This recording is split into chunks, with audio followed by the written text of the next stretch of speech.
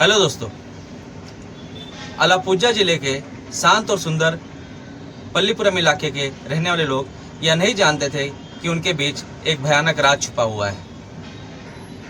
यहाँ रहने वाला 68 साल का प्रॉपर्टी डीलर सेबेस्टियन सियम अपनी पत्नी के साथ एक साधारण और मामूली जिंदगी जीता था। बाहर से आदमी शांत दिखता था, लेकिन उसके घर के दीवारों के पीछे एक भयानक और गहरा राज छिपा हुआ था।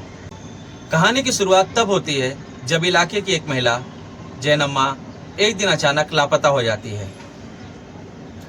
जैनम्मा के भाई और पति जैनम्मा की गुमशुदगी की रिपोर्ट पुलिस स्टेशन में जाके लिखवाते हैं। पुलिस गुमशुदगी की रिपोर्ट तो लिख लेती है, लेकिन इस केस को जरा तवज्जो नहीं देती और केस की सीरियसली जांच नहीं करती है।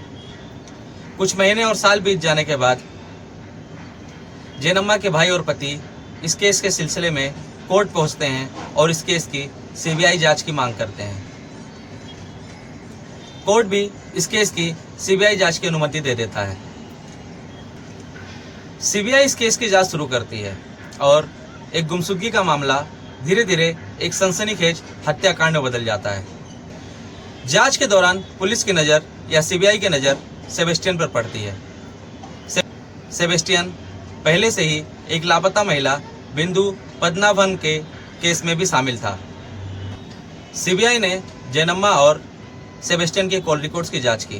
कॉल रिकॉर्ड से पता चला कि वो दोनों एक दूसरे के कांटेक्ट में थे। दरअसल किसी प्रॉपर्टी डील के लिए जैनम्मा सेबेस्टियन से कांटेक्ट में थी। जैनम्मा जब गायब हुई थी तो उनकी अंतिम लोकेशन पल्लीपुरम के जिस टावर से दिखा रहा था, सेबेस्टियन भी उसी टावर पे उस समय मौजूद था। इस सबूत ने जांच को एक नई दिशा दी और पुलिस को संदेह हुआ कि जैनम्मा के लापता होने पर कहीं ना कहीं सेबेस्टियन का हाथ जरूर है। जांच का दायरा बढ़ता जा रहा था। सीबीआई ने यह देखना शुरू किया कि अन्य लापता महिलाएं भी कहीं ना कहीं सीएम सेबेस्टियन से जुड़ी हुई थी। जैनम्मा की तरह आयशा, बिंदु पद्मनाभन और सिंधु जैसी अन्य महिलाएं भी कई सालों से लापता थी, जो कहीं ना कहीं सेबेस्टियन के साथ किसी न किसी तरह से जुड़ी हुई थी। सीबीआई ने सेबेस्टियन के घर पर बड़े पैमाने पर तलाशी अभियान चलाया। घर के अंदर और बाहर, विशेष करके घर के पिछले हिस्से में बने पानी से भरे एक गड्ढे से भयानक सबूत मिलने लगे। हड्डियों के टुकड़े, दांत, महिलाओं के कपड़े, खून के धब्बे और एक महिला का बैग भी बरामद किया गया। इन अवशेषों की जांच के लिए डीएनए परीक्षण का आदेश दिया गया, ताकि ये पता चल सके कि ये हड्डियां, दांत और खून के धब्बे किस महिला के थे।